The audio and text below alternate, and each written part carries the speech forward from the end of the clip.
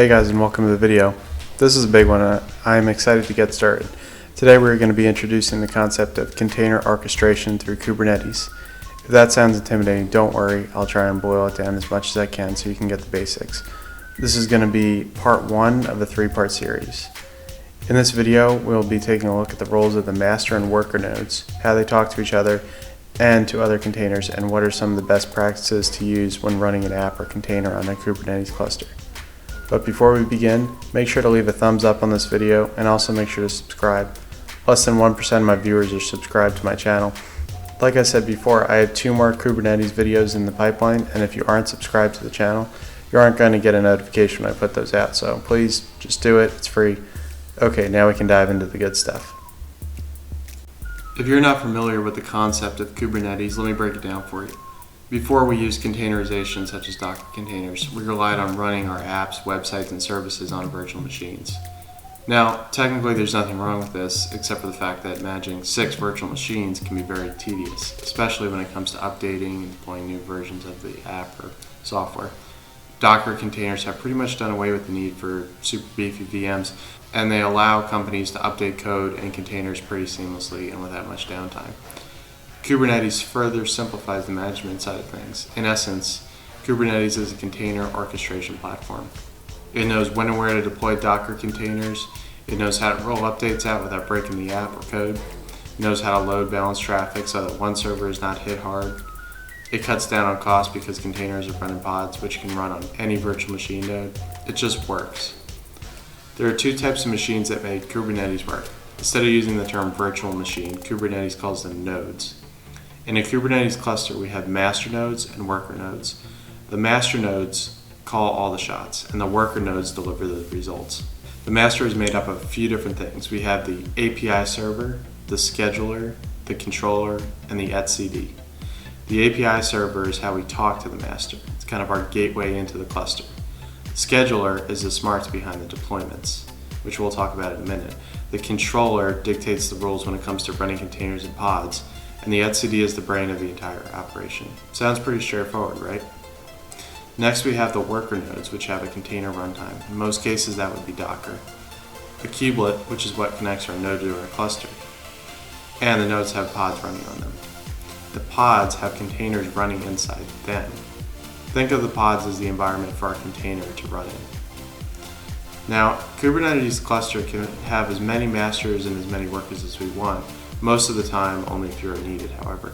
But how do we get our app from the master node to the worker nodes? It's actually pretty easy. First things first, we need to create a deployment. A deployment consists of a YAML file. If you're unfamiliar with YAML files, we will be going over the format in the next video. YAML stands for yet another markup language, so if you know markup, then you probably know YAML. Now in our deployment YAML file, we have certain directions to the master nodes. Think of deployments as manifest. We tell the master what we want, and he does what we dictate in the manifest. When we use deployments, we want to specify what container to deploy, what service it connects to, what ports to expose, and what namespace our node we want to deploy it on. Once we have a file like this, we run a simple command and push the deployment to the master. The master will get it, read what is on the manifest, allocate the needed resources and container images, and deploy our pod to the worker node. Our master also monitors that pod to make sure it always matches what is dictated in the deployment or the manifest. For example, if we said that we want 3 instances or replicas of our website container to be running at all times, the master will make sure that we always have 3 pods running. If one pod crashes, the master will see to it that another one spins up right away. Most modern apps have many different components such as a database, front-end, back-end, and load balancer. So how do we get all those components in their respective pods to communicate to each other? Kubernetes uses something called services. Think of a bridge between pods when you're thinking of services.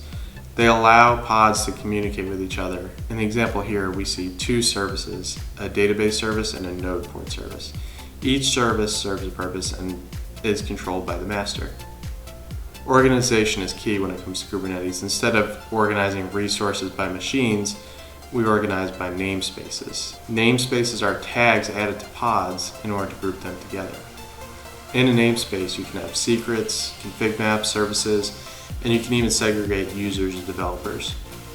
It is best practice to segregate your dev, stage, and prod environments or resources, especially when you're pushing out new code frequently. Remember that we are not separating by machine or node, we are only separating by tag. If we wanted, we could separate by node, but that is not necessary in most cases. Another way to separate resources is by type. We can create a namespace for database pods, monitoring pods, and ingress pods, for example. As long as each pod is assigned to the correct namespace, we can ensure that we are not breaking anything.